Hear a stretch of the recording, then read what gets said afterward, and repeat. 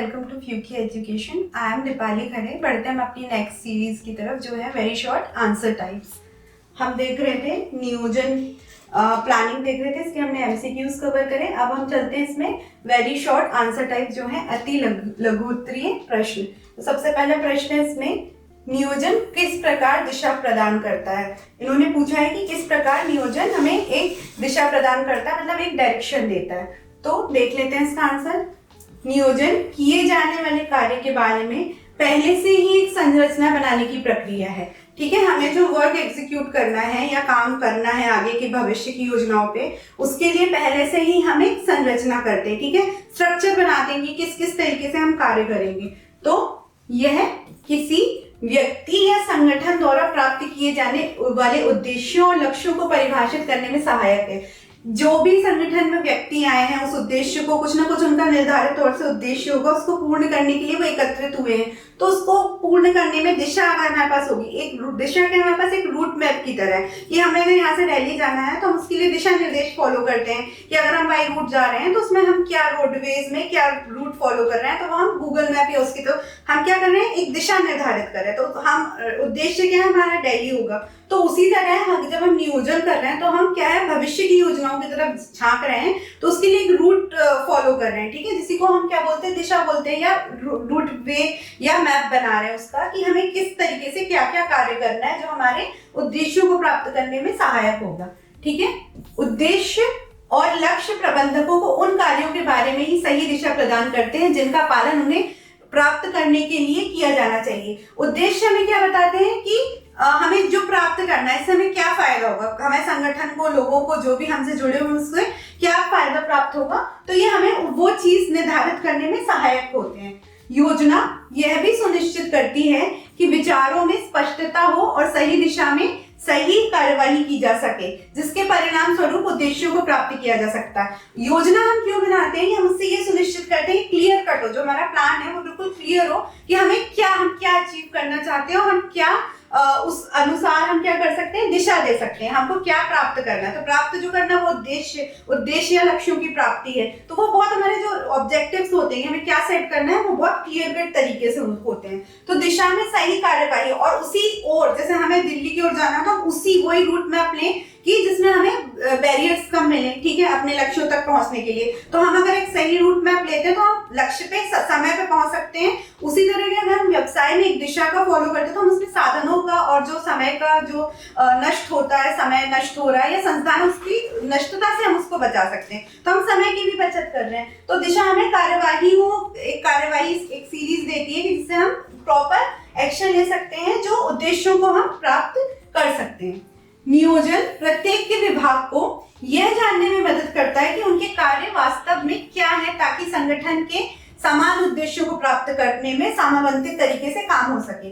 ठीक है, नियोजन हम क्यों कर रहे हैं कि हमें ये जानने में मदद कि उनके कार्य वास्तव में एक्चुअल एक्टिविटी हमें क्या लेनी है, जो हमें काम करना है वो वास्तविकता में क्या है, कि हमें ये चीज असल में करनी है। तो हम उसमें उस अनुसार उस काम को बांटते हैं और फिर उसमें कोऑर्डिनेशन बिठाते हैं। तो उसी को हम क्या बोलते हैं, समन्वय करना। मतलब हर स्तर पे लोग एक दूसरे से समन्वय करके वो कार्य एग्जीक्यूट कर रहे हैं। ठीक है, तो हम यही है कि संगठन को समान उद्देश्यों की प्राप्ति की, जैसे अब आप ग्रुप में कर रहे हो तो हर व्यक्ति को जो कार्य दिया गया है तो उसको अपने पर्सनल जो ग्रुप से पहले अपने समान में जो दिशा निर्देश है, जो समान उद्देश्य है, उसको प्राप्त करना होता है। तो उसको प्राप्त करके ही वो संगठन के उद्देश्यों की ओर बढ़ता है। तो उसको ये समन्वित करते हैं, एक दूसरे से समन्वय होता है, कोऑर्डिनेशन होता है, उच्च मध्य से करता है, मन निम्न स्तर से करता है। तो इस तरीके से, तो यदि कोई नियोजन नहीं है तो इसका परिणाम यह होगा कि काम बेहतरीन ढंग से किया जाएगा, जिसके परिणाम स्वरूप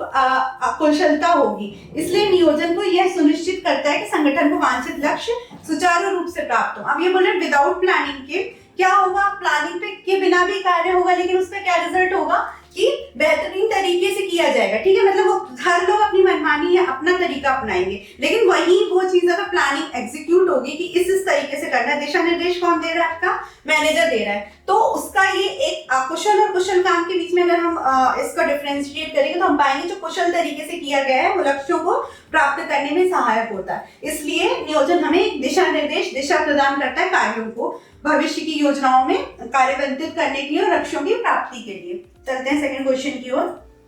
अब ये है प्रैक्टिकल सॉर्ट ऑफ क्वेश्चंस होते हैं, आपसे पूछ सकते हैं, आपको इसमें मतलब योजना बतानी होती है, तो ये नंबर गेनिंग होते हैं। चलिए नेक्स्ट क्वेश्चन की ओर बढ़ते हैं। एक कंपनी अगले वित्तीय वर्ष के अंत तक बाजार में अपना प्रमुख स्थान बनाने के लिए, एक कंपनी है AYC या XYZ जो भी हो, वो अंत तक ईयर एंड तक अपना मतलब नेम फेम, अपनी गुडविल बढ़ाने के लिए प्रमुख स्थान बनाने के लिए बाजार हिस्सेदारी को वर्तमान 10% से बढ़ा के 25% करना चाहती है। मतलब उनका वो है कि उनका मार्केट में स्टैंडिंग पोजीशन हो, तो वो जो उसकी हिस्सेदारी है, शेयर्स हैं, वो उसको बढ़ाने 10 से वो 25% तक बढ़ाना चाहती है।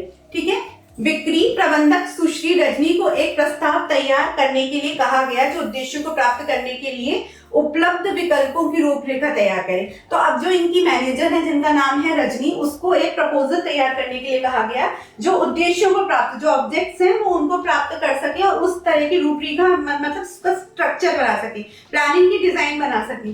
तो उनकी रिपोर्ट में निम्नलिखित वितरण शामिल थे। तो जो उसने रिपोर्ट बनाई थी उसमें ये डिटेल्स थे। नए बाजारों में प्रवेश करना, अगर हमें अपनी हिस्सेदारी बढ़ानी है तो हमें अपना जो मार्केट क्राइटेरिया है या जो स्पेस है वो बढ़ाना होगा। नए अपने प्रोडक्ट्स और सर्विसेज नए बाजारों में प्रवेश करवाने होंगे। ग्राहकों को दी जाने वाली उत्पाद श्रृंखला का विस्तार करना। ठीक है, जो हम उत्पाद दे रहे हैं उसमें जो उसका डिस्क्रिप्शन है उसमें विस्तार करना, उत्पाद श्रृंखला या जो प्रोडक्ट्स हैं वैरायटी उसमें प्रदान करना। ठीक है। छूट, डिस्काउंट देना, क्योंकि डिस्काउंट से ही कस्टमर अट्रैक्ट होता है। छूट देने जैसे बिक्री संवर्धन तकनीकों का उपयोग करना। ठीक है, जो हम डिस्काउंट दे रहे हैं तो उसमें जो सेल्स है, मतलब हम जो भी सेल कर रहे हैं उसमें आप ये बताओ कि इसके साथ अप्लाइड डिस्काउंट है, तो ये योजना तैयार करना। वह विज्ञापन गतिविधियों के लिए बजट बढ़ाना। ठीक है, जो एडवर्टाइजमेंट होता है वो मेन रोल प्ले करता है किसी भी बिजनेस में, तो उसके लिए भी आप बजट बढ़ा दो। ज्यादा से ज्यादा होर्डिंग में या सोशल मीडिया या किसी भी तरीके से आप एडवर्टाइजमेंट कर रहे हैं तो उसका बजट बढ़ा के रखो। तो ये उसके निम्न विकल्प थे। तो नियोजन प्रक्रिया का कौन सा चरण सुश्री रजनी द्वारा किया गया है? तो अब इन्होंने ये पूछा कौन सा स्टेज की प्लानिंग की है, जो मैनेजर हमारी रजनी, उन्होंने किस स्टेज की प्लानिंग की है। तो बढ़ते इसके आंसर की तरफ। सुश्री रजनी द्वारा उठाया गया कदम वैकल्पिक कार्यवाही की पहचान करना है। उन्होंने क्या किया, वैकल्पिक जो ऑप्शनल है, जो ऑल्टरनेटिव है, ठीक है, ऑल्टरनेटिव्स है, हमारे सेटिंग ऑफ ऑल्टरनेटिव्स किया है कि हमको ये सारी चीजें लग सकती। वैकल्पिक मतलब भविष्य का विचार करके उन्होंने ये योजनाएं बनाई है। ठीक है। इस प्रक्रिया में सुश्री रजनी ने कार्यवाही के सभी संभावित तरीकों को नोट किया है जिसका उपयोग बाजार में हिस्सेदारी बढ़ाने के लिए किया जा सकता है। तो ये सारी तकनीकें जो उन्होंने अपने रिपोर्ट में शामिल की है, नए बाजारों में प्रवेश करने की, नए से नए हम अपना एरिया एक्सटेंड करें। दूसरा, ग्राहकों को जो हम उत्पाद है वो नई नई वैरायटी के दें, उसमें हम अपने प्रोडक्ट्स का विस्तार करें, नए नए वैरायटी के प्रोडक्ट ग्राहक तक पहुंचाए, छूट दें। जब हम सेल कर रहे हैं किसी भी उत्पाद का उसके साथ हम छूट दें। और फिर क्या है, जो एडवर्टाइजिंग गतिविधियां उनको बढ़ाना। तो उन्होंने क्या सेटिंग ऑफ ऑल्टरनेटिव्स किया है। ठीक है, और फ्यूचर ऑल्टरनेटिव्स किया है। तो ये जो उन्होंने योजना बनाई है वो वैकल्पिक कार्रवाई की पहचान है, जिसके तहत उन्होंने क्या किया है, सभी संभावित तरीके, जितने तरीके हैं यहाँ पे नोट किए गए हैं जिसका उपयोग बाजार में, तो जिससे हमारी जो मार्केट स्टैंडिंग होगी या हिस्सेदारी होगी, शेयरिंग जो होगी वो बढ़ जाएगी, ये सारे तरीकों से। तो इसमें क्या है, वैकल्पिक कार्यवाहियों की पहचान करना, ये इसका राइट ऑप्शन होगा। बढ़ते हैं नेक्स्ट क्वेश्चन की ओर। नियमों को योजना क्यों माना जाता है? इनका वो है कि रूल्स रेगुलेशंस है, उसको हम प्लानिंग क्यों बोलेंगे। तो चलिए देख लेते हैं। नियम मानकों या कथनों का समूह होते हैं। क्या बोल रहे हैं हम कि मान जो हमको मेजर करना है उसका एक सैंपल या समूह है, मतलब एक कम्युनिटी के तौर पे क्या है, हमको जैसे माइलस्टोन्स होते हैं, तो नियम भी क्या है, वो माइलस्टोन्स की रास्ता दिखाते हैं कि इतना शेष रहा। ठीक है, कोई भी आप रूट फॉलो कर रहे हो, तो ये क्या है, नियम अगर हम बनाना है तो वो मानकों का समूह है जो हमें ये समझते हुए मदद करते हैं कि क्या किया जाना चाहिए। ठीक है, वो ये बताते हैं हमें कि क्या किस तरीके से क्या किया जाना चाहिए। नियमों को उनकी प्रकृति में समानता के कारण योजनाओं के रूप में माना जा सकता है, क्योंकि ये लचीले नहीं होते। नियम क्या होते हैं, कठोर होते हैं। मैंने बताया किसी भी संस्था पे अगर लग रहे हैं तो ये स्ट्रिक्ट नेचर के होते हैं। तो ये क्या है, इनकी समानता एक समान होता है। अगर नियम बने हैं तो वो उच्च से निम्न तक सब फॉलो करेगी, नियम सबके लिए बराबर है, तो इसमें कुछ लचीलापन नहीं होता है। ठीक है, तो मानकों के रूप में, समानता के रूप में कारण योजनाओं के लिए जाना जाता है। एक नियम को एक सरल प्रकार की योजना माना जा सकता है। क्या है नियम? अगर हमने कोई नियम बनाया तो क्या एक योजना है जो सब पे लागू होगी, तो सरल तौर पे सबके लिए स्पष्ट होती है। ठीक है, नियोजन में अधिकार भविष्य के लिए आवश्यक कार्रवाई के बारे में सोचना और निर्णय लेना शामिल होता है। ठीक है, नियोजन में क्या है? अधिकार, हम अधिकार जो का क्षेत्र है वो विकसित कर रहे हैं। ठीक है, भविष्य के लिए आवश्यक कार्यवाही जो हमको फ्यूचर के लिए नेसेसरी नीड्स हैं, या जो भी हमें कार्यवाही करना है, सुधारात्मक कार्यवाही करना है या किसी भी तरह की कार्यवाही करना, उसके बारे में ये निर्णय लेने में हमें डिसीजन सोचना, मतलब हम पहले से सोच रहे हैं। नियोजन में तो हम पहले से ही थिंकिंग करते हैं, थिंकिंग प्रोसेस बताइए, जिसमें हम भविष्य की योजनाओं पे झांकते हैं और उसमें निर्णय लेना, डिसीजन लेना भी हमारा शामिल होता है। ठीक है, इनके समान नियम भी कथन होते हैं और ये तय करने में मदद करते हैं कि किसी कार्यवाही को करना भी आवश्यकता है या नहीं।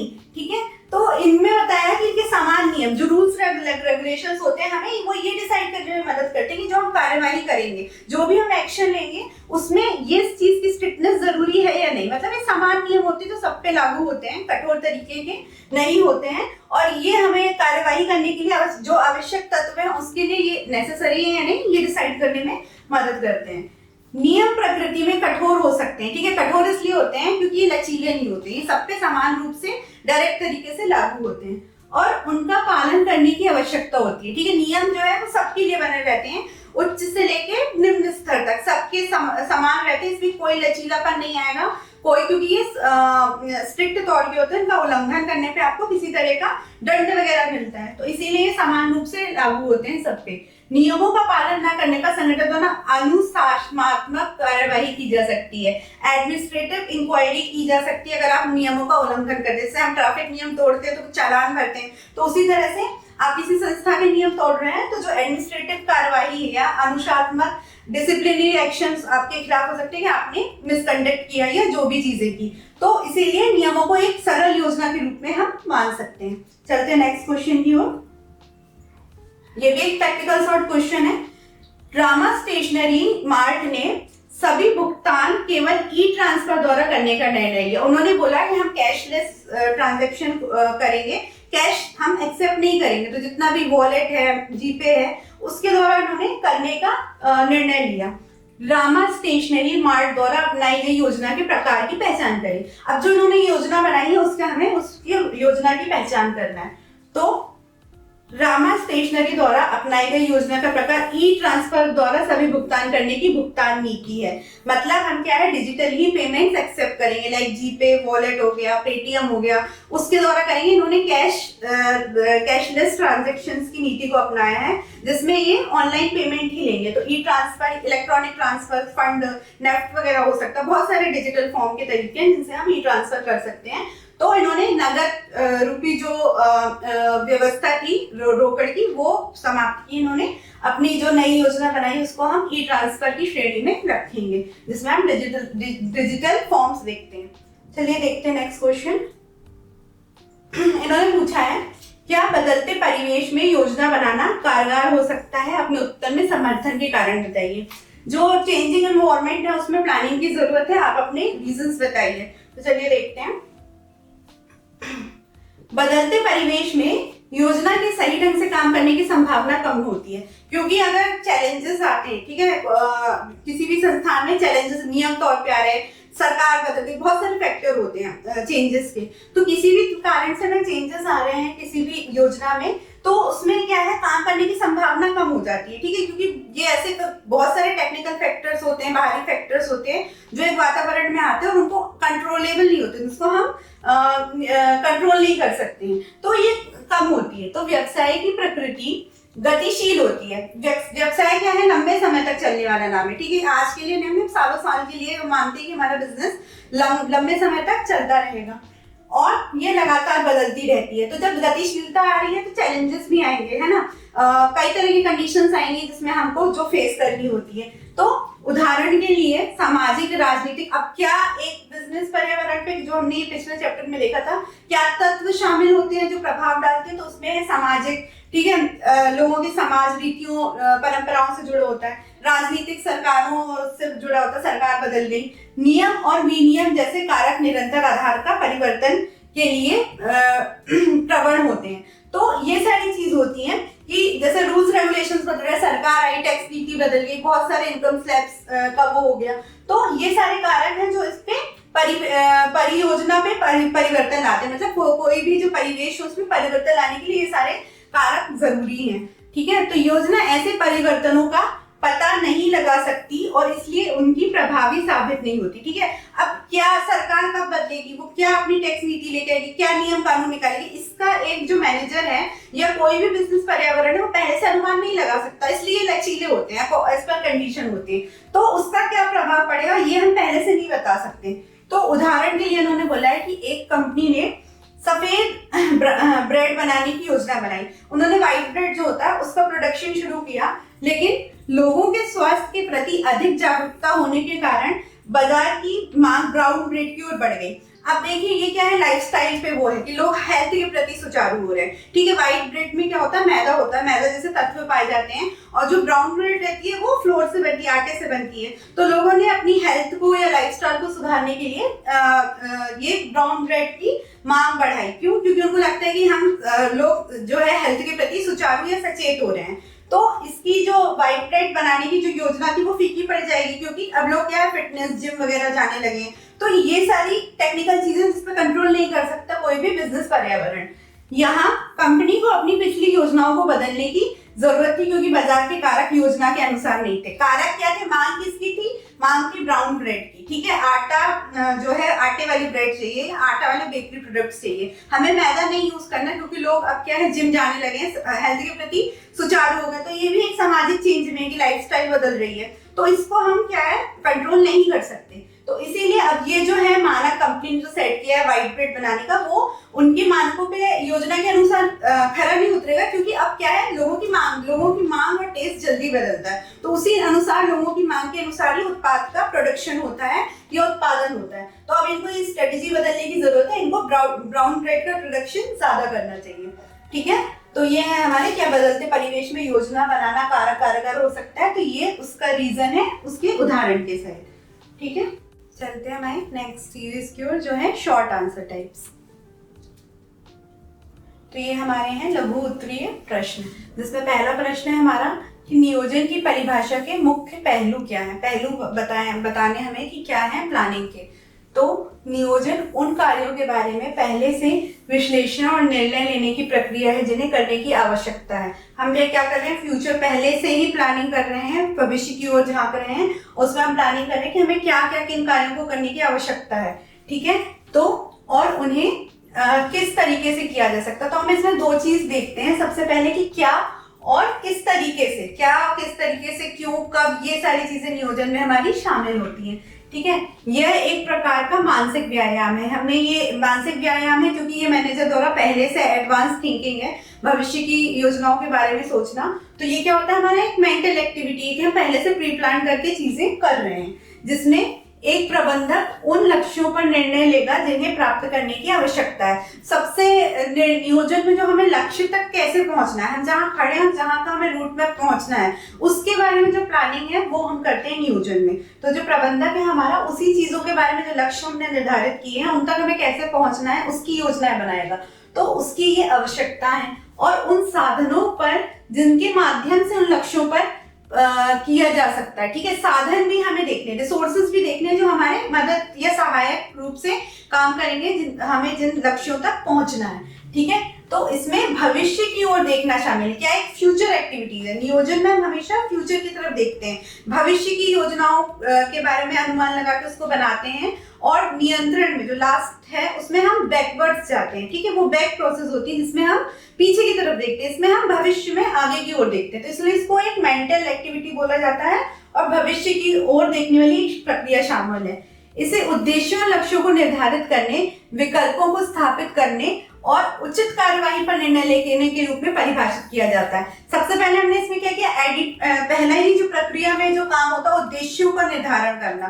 तो हम इसमें उद्देश्य और लक्ष्यों को सबसे पहले क्या करते हैं, निर्धारित करते हैं। फिर विकल्पों को स्थापित करते हैं कि सेटिंग ऑफ द ऑल्टरनेटिव्स है ना, कि क्या क्या चीजें हमें क्या क्या विकल्प लगेंगे, हम किस पद्धति से काम लेंगे, या ये चीजें हमें लग सकती है अपने लक्ष्यों तक पहुंचने के लिए। फिर उचित कार्यवाही, अगर उसके लिए कुछ कमी हो रही है तो उसके लिए हम ऑल्टरनेट एक्शन भी ले सकते हैं। तो उसके रूप में काम करने को हम नियोजन को परिभाषित करते हैं। तो अब इसके कुछ मुख्य पहलू इस प्रकार हैं। नियोजन के कुछ मुख्य पहलू निम्नलिखित हैं।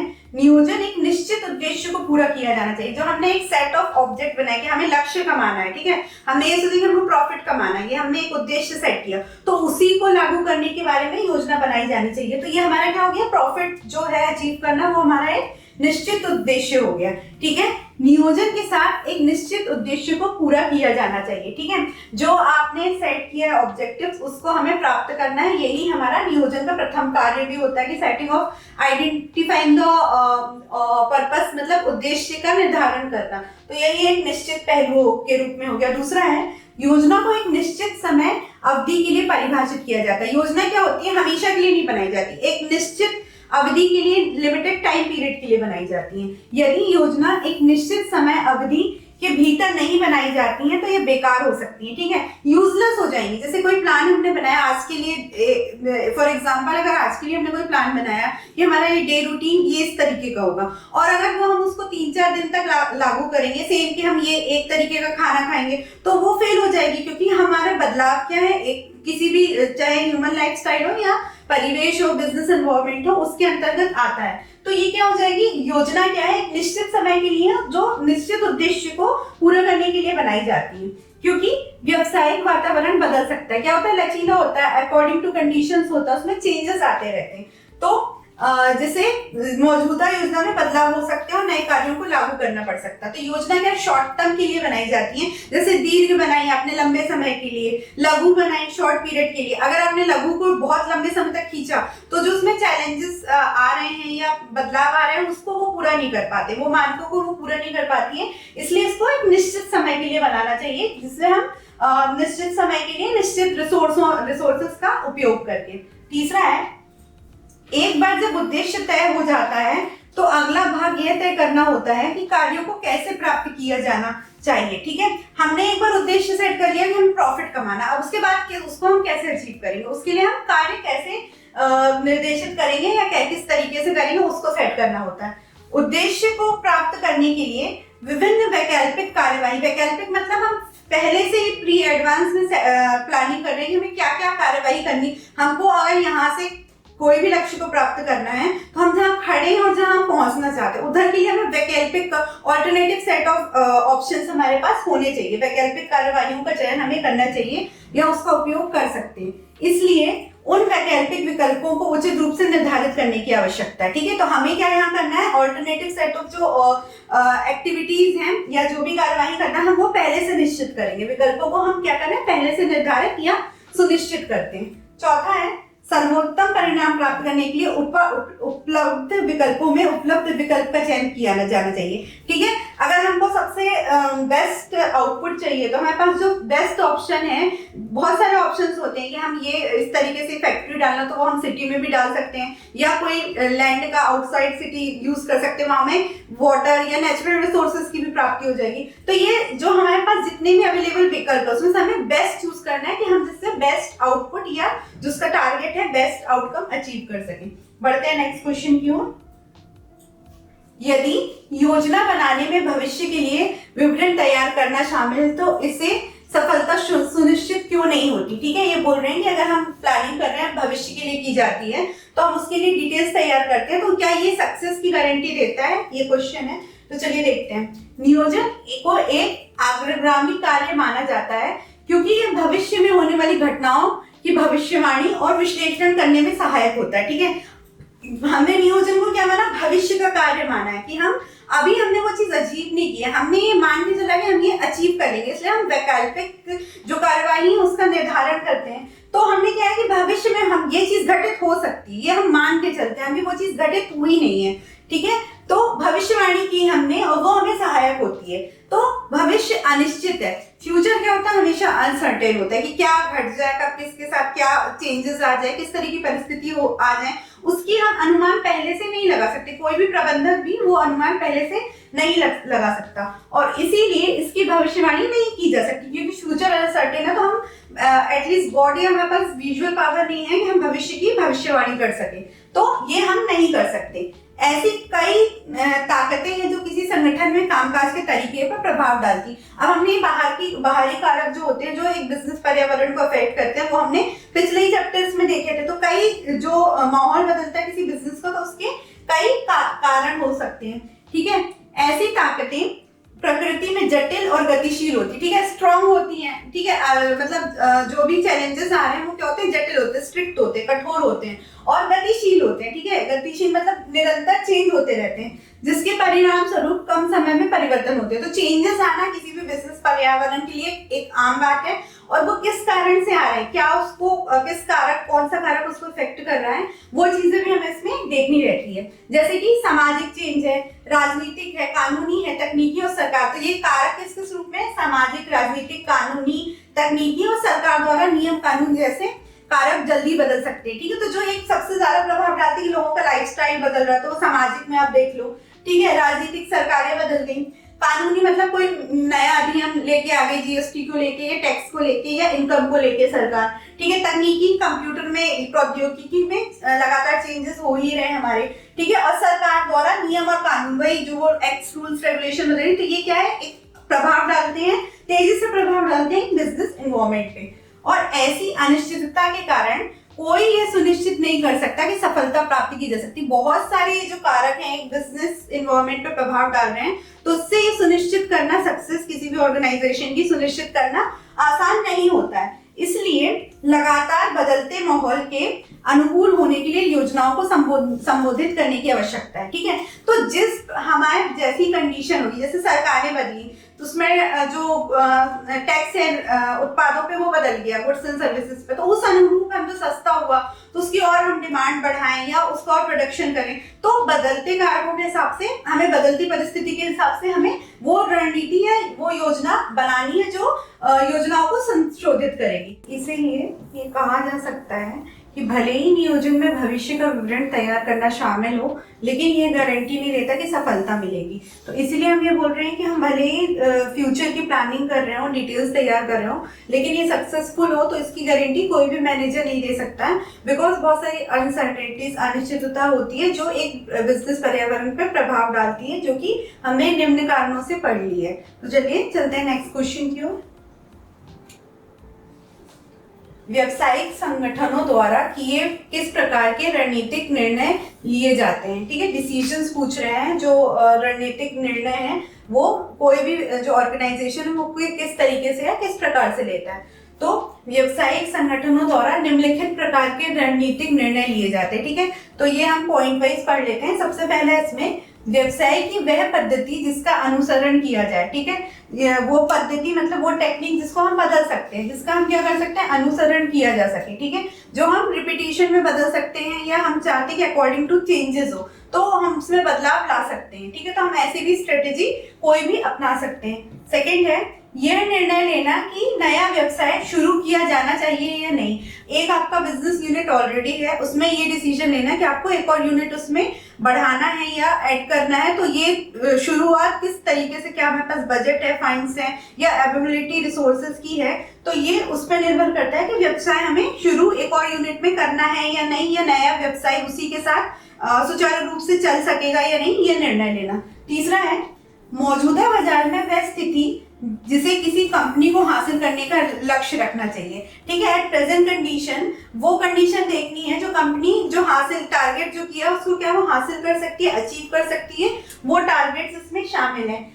चौथा है मूल्य निर्धारण नीति जो अपनाई जानी चाहिए, ठीक है। जो हम फिक्सेशन करते हैं, प्राइस फिक्सेशन चीजों का या मूल्यों का, तो वो नीति हमें अपनानी चाहिए या नहीं चाहिए, ये उसके बारे में बात कर रही है कि प्राइस जो फिक्सेशन है कि किस तरीके से हम डिस्काउंट वगैरह उसमें अप्लाई कर रहे हैं तो कस्टमर पे वो अप्लाई हो जाएगा। तो ये मूल्य निर्धारण नीति हमें देखनी चाहिए कि वो हम एग्जीक्यूट कर सकते हैं या नहीं। फिर पांचवा है विज्ञापन लागत और नीति तय करने का निर्णय, ठीक है। पॉलिसी बना रहे हैं, एडवर्टाइजमेंट जो कॉस्ट आएगी वो भी हमें इसमें शामिल करना चाहिए। तो ये सारे निम्नलिखित रणनीतिक निर्णय हो सकते हैं, स्ट्रेटेजिक डिसीजंस हो सकते हैं। वो है कि ऐसी स्ट्रेटेजी बना जिसको हम बदल सकते हैं कंडीशन के अनुसार या अपने अनुसार, ठीक है। वो निर्णय लेना जिसमें हम ये सोचें कि हमको एक नया यूनिट ऐड करना है या नहीं करना है, ठीक है। तीसरा है जो प्रेजेंट मार्केट कंडीशन देखनी है कि कंपनी वो जो टारगेट है वो पूरा कर सकती है, लक्ष्य हासिल कर सकती है नहीं। तीसरा प्राइस फिक्सेशन चौथा, और पांचवा है एडवर्टाइजमेंट कॉस्ट। तो ये सारी चीजें होती हैं जो किसी निर्णय लेने के लिए की जाती है संगठनों द्वारा। चलिए चलते हैं नेक्स्ट क्वेश्चन की ओर। नियोजन रचनात्मकता को कम करता है, क्रिएटिविटी को, प्लानिंग जो है वो क्रिएटिविटी को कम करती है, ठीक है। आलोचनात्मक टिप्पणी करें, ठीक है। क्रिटिकल हमें यहाँ पे व्यू देना है कि ये जो हमारी प्लानिंग है वो क्रिएटिविटी को कम कर सकती है। किसी भी पर्सन की जो सोचने की या विचार क्षमता या जो उसकी पहल क्षमता उसको वो प्लानिंग कम करती है, ठीक है। संकेत दोनों बिंदु, नियोजन नवीन विचारों को बढ़ावा देता है और नियोजन रचनात्मकता को कम करता है, दिए जाएंगे। इसमें 2 पॉइंट शामिल है कि नए जो सोच विचार है उसको ये क्या करता है, बढ़ावा देता है, उसकी ओर अग्रसर करता है, और नियोजन जो हमारी क्रिएटिविटी है उसको कम करता है। तो चलिए देख लेते हैं इसका। नियोजन हमेशा नवाचार को बढ़ावा देता है, ठीक है। नियोजन जो हम कर रहे हैं वो नए विचारों को बढ़ावा देता है, क्योंकि ऑर्गेनाइजेशन में कई तरीके के लोग होते हैं जिनके सबके अपने अपने विचार होते हैं। तो नए विचारों को हम ये मानते हैं कि एक प्रबंधक को स्वागत करना चाहिए, ठीक है। तो ये मदद करता है। नीतियों और योजनाओं को तैयार करना एक बौद्धिक प्रक्रिया है। हमने क्या माना, क्योंकि हमने प्लानिंग को भी एक मेंटल एक्टिविटी के तौर पे देखा है। तो नीतियां जो हम प्लानिंग या जो भी छोटी नीतियां, पॉलिसीज जो भी हम तैयार कर रहे हैं वो भी जो सोच विचार वाला प्राणी है या जो तीव्र प्राणी है, सोचने की क्षमता बहुत अच्छी है, जिसकी पहल क्षमता रखता है, वो कर सकता है। तो ये क्या है, एक मेंटल एक्सरसाइज है। और इसके लिए प्रबंधकों से रचनात्मकता को कुछ नवाचार की आवश्यकता होती है, ठीक है। कुछ नया कर रहे हैं तो नए सोच विचार की भी आवश्यकता होती है। नवाचार मतलब अगर वो आप लोगों से इनवाइट कर रहे हैं, ठीक है, आपके एम्प्लॉइज हैं, उनसे भी आप सुझाव वगैरह ले रहे हैं नए विचार के बारे में, तो वो भी उसका भी स्वागत करना चाहिए किसी भी प्रबंधक को। एक बार योजना तैयार हो जाने के बाद प्रबंधक के लिए इसे बदलना संभव नहीं, ठीक है। योजना क्योंकि बहुत प्रयासों से बनती है, टाइम टेकिंग होती है, तो जब एक बार एक कोई योजना बन गई तो फिर उसको बदलना इतना आसान नहीं होता है किसी भी प्रबंधक के लिए। तो इस तरह की कठोरता तब बाधा उत्पन्न करती है जब परिवर्तन अनिश्चित होते हैं, और इसलिए यह रचनात्मकता को कम करते हैं, ठीक है। तो इस तरह की कठोरता मतलब स्ट्रिक्टनेस तब आती है जब क्या है, क्रिटिकल होती है। कंडीशन क्या है, क्रिटिकल है, जो चेंजेस अनिश्चित है, कभी भी चेंज हो सकती है। तो योजना हमें उस अनुरूप भी कभी कभी प्रबंधक को ढालनी होती है। तो इसीलिए ये जो क्रिएटिविटी सोच विचार करके हमने पहले से रखा हुआ है, तो उसको ये कम करती है, क्योंकि हमने माना कि मेंटल एक्सरसाइज है, बौद्धिक कल्पना शक्ति से बनती है कोई भी योजना, तो जटिल भी होती है, तो एकदम से तैयार उसको बदलना आसान नहीं होता है, पर अकॉर्डिंग टू कंडीशंस हम इसको बदल सकते हैं, ठीक है। तो ये स्टेटमेंट के साथ हमने ये आंसर देख लिया जो दोनों बिंदुओं और पहलुओं को डिफाइन करती है। चलते हैं नेक्स्ट क्वेश्चन की ओर। ये एक प्रैक्टिकल शॉर्ट क्वेश्चन है। 2018 में रिलायंस यूनिट के हमले से निपटने के लिए प्रयास में मार्केट लीडर भारतीय एयरटेल ने अपने 129 प्रीपेड प्लान को रिफ्रेश किया है, जिसमें प्रतिदिन 2 GB 3 GB 4 GB डाटा दिया जाएगा, जो पहले दिए गए प्लान से दोगुना है। क्योंकि हमारे पास क्या हुआ, डिजिटल जियो आया था, जियो की पॉलिसी आई थी, तो उन्होंने उसमें क्या किया था, हमें फ्री डाटा प्रोवाइड किया था। तो जो इनकी कॉम्पिटिटर कंपनी है वो है एयरटेल, उससे उस प्लान को, उनका जो पुराना प्लान था 149 का, उसको उन्होंने क्या किया, रिफ्रेश किया।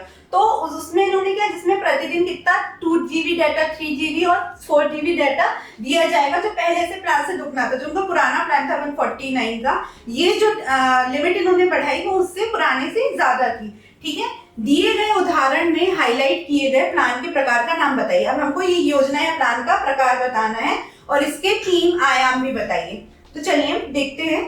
भारतीय एयरटेल द्वारा अपनाई गई योजना का प्रकार रणनीति है, स्ट्रेटेजी है। ये हम अपनी पुरानी स्ट्रेटेजी में बदलाव लाके उसको दोगुना करने के लिए उसमें डाटा ज्यादा दे रहे हैं, तो ये हमारी क्या है, स्ट्रेटेजी है, ठीक है। रणनीति उस समय के प्रचलित कारोबारी माहौल को ध्यान में रखकर तैयार की जाती है। अकॉर्डिंग टू कंडीशन आया कि भाई हमारा जो कॉम्पिटिटर है वो हमसे ज्यादा स्ट्रांग हो रहा है, मार्केट में वो ज्यादा स्टैंडिंग कर रहा है या अपनी प्लेस बना रहा है, तो हम भी कुछ नया दें कस्टमर को। तो ये क्या, उनकी स्ट्रेटेजी में बदलाव है, पुरानी छोड़ के उन्होंने नई स्ट्रेटेजी अपनाई, उसमें उस अनुसार योजना तैयार की। तो इसके 3 आयाम ये हैं, 3 फैक्टर्स रणनीति के, स्ट्रेटेजी के। ये दीर्घकालिक उद्देश्य निर्धारित करने में मदद करता है। लॉन्ग टर्म जो हमारे ऑब्जेक्ट्स हैं या लॉन्ग टर्म जो उद्देश्य हैं उनको, कि लंबे समय के लिए 1 साल से और ज्यादा की जो योजना बना रहे हैं वो हमारे लॉन्ग टर्म में होती है। तो उसको निर्धारित करने में हमारी मदद करता है। दूसरा है ये किसी विशेष कार्यवाही का निर्धारण करने में सहायता करता है। ठीक है, आपको कोई भी स्पेशल कार्यवाही करनी है या कुछ अचीव करना है या उस कार्य को उस दिशा में कार्यान्वित करना है, उसके लिए ये आपको मदद करता है। तीसरा है उस उद्देश्य प्राप्ति के लिए आवश्यक संसाधनों के आवंटन का मार्गदर्शन करता है। ठीक है, तो जो भी हमें उद्देश्य प्राप्त करना है उसके लिए हमारे पास रिसोर्सेज लगेंगे, तो उसका क्या करता है आवंटन करता है, मतलब आपको भौतिक पद्धति से वो काम करना है या मानव पद्धति से, या दोनों का परिचालन करना है। मतलब हम मशीनों की मदद से भी कर रहे हैं, लेबर की मदद से भी कर रहे हैं, या आप विकल्प आपके पास मौजूद है उसमें से आपको बेस्ट विकल्प चुनना है और उस अनुसार उस रिसोर्स का यूज करके उस दिशा में काम करना है। तो उनके ये 3 आयाम हो गए। दीर्घ लॉन्ग टर्म योजना है, कोई विशेष कार्यवाही उनको करना है, कोई एक्शन प्लान ऑफ एक्शन है उनको उसको निर्धारित करना, उसके लिए कर सकते हैं। और उद्देश्य प्राप्ति के लिए संसाधनों का हम आवंटन कर सकते हैं, उस अनुसार बांट सकते हैं और मार्ग प्रदर्शित कर सकते हैं। चलते हैं नेक्स्ट क्वेश्चन की ओर। योजना का प्रकार बताएं तथा बताएं कि क्या ये एकल उपयोग है या स्थायी योजना है। हमें ये बताना है कि ये एकल है या स्थायी है, फिक्स्ड है या एकल है। ठीक है, तो उसमें एक प्रकार की योजना जो नियंत्रण उपकरण के रूप में भी काम करती है, जिसको हम बजट के तौर पे देखते हैं। ठीक है, बजट क्या होता है, हमेशा हम बजट बनाते तो कंट्रोल के हिसाब से बनाते कि वो कंट्रोलेबल होगा। ठीक है, उसमें बजट बना लिया तो मतलब कोई भी व्यर्थता या अनावश्यक चीजें उसमें नहीं घटित होंगी। दूसरा है शोध एवं विश्लेषण पर आधारित तथा भौतिक एवं तकनीकी कार्यों से संबंधित, जो क्या है रिसर्च और उससे आधारित होता है। भौतिक और तकनीकी मतलब टेक्निकल और प्रौद्योगिकी की टेक्निकल चीजों पे और भविष्य की फैक्टर्स पे ये निर्धारित होगा। तो उस प्रकार की योजना हमें ये बताना है कि योजना का प्रकार क्या है, एकल है या स्थायी योजना है। तो चलिए देखते हैं। बजट यह एक प्रकार की योजना है जो एक नियंत्रण उपकरण के रूप में काम करती है। ठीक है, नापने का, मेजरमेंट का जो भी नियंत्रण कैसे कर रहे हैं, कंट्रोल कर रही है। ठीक है, मापदंड के तौर पे ये काम करती है। ठीक है, बजट एक एकल उपयोग योजना। अब हमने बजट को एकल उपयोग बोला क्योंकि ये एक यूनिट है, एक मानक के रूप में है जो एकल उपयोग योजना है। एक तरीके से योजना ऐसी है कि एकल मतलब 1 यूनिट के लिए बनाई हमने, या एकल है, ज्यादातर स्थायी नहीं है, मतलब फिक्स्ड नहीं है। तो जो फिक्स्ड नहीं है वो एकल योजना है हमारी, जिसे विशेष रूप से एक बार की परियोजना किसी एक ही घटना के लिए विकसित किया जाता है। एकल मतलब एक ही योजना के लिए आप उसको निष्पादित कर सकते हो और विकसित कर सकते हो। एक योजना या परियोजना पे ये लागू होगी, तो इसलिए हमने बजट बना दिया। तो उसको हमने क्या बोला, एकल योजना। बजट हमारी एकल योजना है। दूसरा है विधि। ठीक है, तो विधि यह एक प्रकार की योजना है जो विश्लेषण और शोध पर आधारित होती है।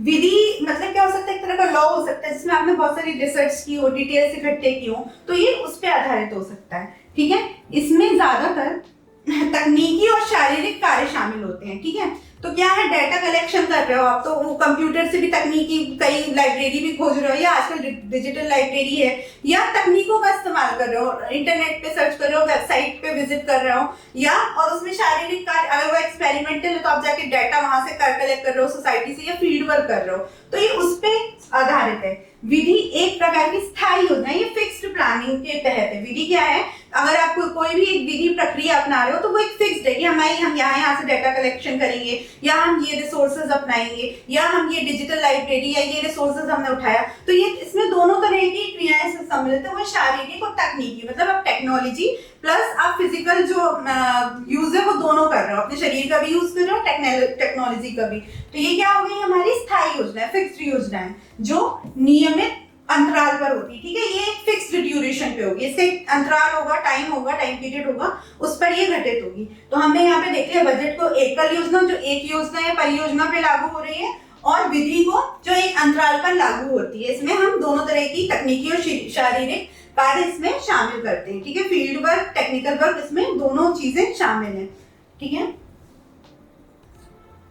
तो thank you very much for watching. अगर आपको ये शॉर्ट आंसर टाइप सीरीज पसंद आई हो तो लाइक करें, शेयर करें, सब्सक्राइब करें और कमेंट करें, और मिलते हैं हम अपनी नई सीरीज, नई वीडियो के साथ जो है हमारे long answer type. Thank you very much.